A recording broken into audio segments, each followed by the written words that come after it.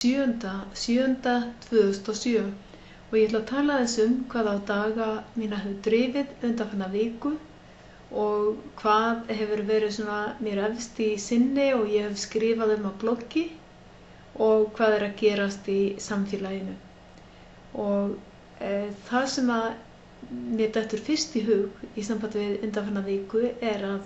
núna þetta fyrsta vikan í júlí og veðrið hefur verið alveg stórkostlegt hérna í Reykjavík, sól upp á hvern dag og allir sem að hafa getað hafa reynt að vera sem mest úti og fólk orðið kaffibrúnt hérna. Og á blogginu þá hef ég bloggað undanfarna daga, þá hef ég bloggað dóm Hæstaréttar í einni nauðgunarákærunni og þetta reyndar ekkert öðruvísi heldur en hvert málið á fætur öðrum, þar sem að sakborningur sýknaður þrátt fyrir að við teljum margir feministar að það séu mörg óræk merki sekt. Og ég reyndar hef bloggað líka svolítið fangelsismál og meðal annars það hversu lengi umræddur maður sakborningur þurfti að vera í gæsluvarðhaldi. Og ég hef líka bloggað töluvert áfengismál, bæði á ímynd Ísland, hvernig hún tengist áfengissölu sölu á sterkum einuðum drykkjum erlendis og einnig markaðssetningu á áfengi til unglinga á Íslandi í gegnum svona svokallaða Alka-Pops og sem reynt að markaðssetja á mörgum vinsælum vefsvæðum sem eru fyrir unglinga og réttara sagt ekki bara unglinga heldur líka fyrir börn, meðal annars sem tengja í vinsæla leiki.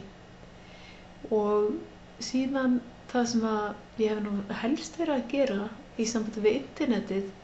á undanfarna viku, það að ég verið að prófa netútsendingar og ég hef eiginlega gert þetta á hverjum einasta kvöldi. Þá hef ég skráð mig inn á kerfi sem heitir, ég hef aðalega verið að prófa 2 kerfi, annað heitir Operator 11 og hitt heitir Blog TV og mér finnst Operator 11 vera mjög spennandi kerfi. Mér finnst það svona vera næsta skrefið á eftir YouTube sem núna kerfi sem allir kannast við, en YouTube kerfi til þess að setja svona myndskeið inn í geymslu og svo getur maður svona merkt sett að þetta myndskeið sé að þessu og nálgast þau til dæmis með að líma þau inn á blogg. Og langflesti sem nota YouTube eru fyrst og fremst notendur. Það svona afar fáir sem setja þær í nefni og ég tel reyndar að þetta sem ég hef verið að prófa undanfarna daga, það sé þessar netútsendingar, það sé næsta skrefið. Það að segja í staðan fyrir að geyma efni, taka það upp einhvers staðar löngu áður og setja það svo á netið, að þá sendir þú út. Og hvað vinst við þessa útsendingu? Það vinst að þú getur bæði fylgst með efninu leið og það sent út og svo getur þú líka fylgst með því seinna því að það hægt að vista upptökuna. En ef það væri bara þannig að það ætlaði bara fylgjast með útsendingunni, þá skiptir hún ekki máli hvenær maður fylgist með henni. En hins vegar býður þetta kerfi, eða svona kerfi, þetta bara undanfari kerfa sem ég held að muni verða vinsæl á næstu misserum. Það býður upp á þá möguleika að það geta margir við að fylgjast með útsendingunni og þeir geta líka tekið þátt í henni og til dæmis eins og Operator 11 að þar geta 10 verið tekið þátt í útsendingunni það einn sem stjórnar og síðan ykkur svona 10, enda kannski, það eru 10 og sá sem stjórnar hann getur skipt á milli, þú getur beðið kamera, request kamera og þá beðir að fá myndavélina og þá þú sýndur og þú færð eitthvað að tala og segja eitthvað frá þér og það sýnt svona hvernig þínar aðstæður eru og þú gerir eitthvað og eða þá þú getur líka sýnt vídeó sem að þú hefur geymt í svona einhverju library eða safni. Þannig að það geta margir tekið þátt í að semja útsendingun og það líka svona eins og yrk eða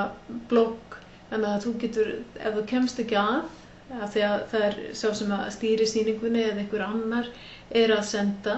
að þá getur þú skrifað inn einhver athugasemdir og það reyndar að birtast yfir. Það svolítið svona sniðugt með Operator 11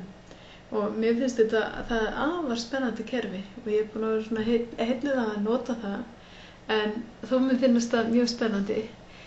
möguleikarnir. Það ekki þannig sett að þessi verið að nýta þau í dag, því að ég eiginlega verið að farin á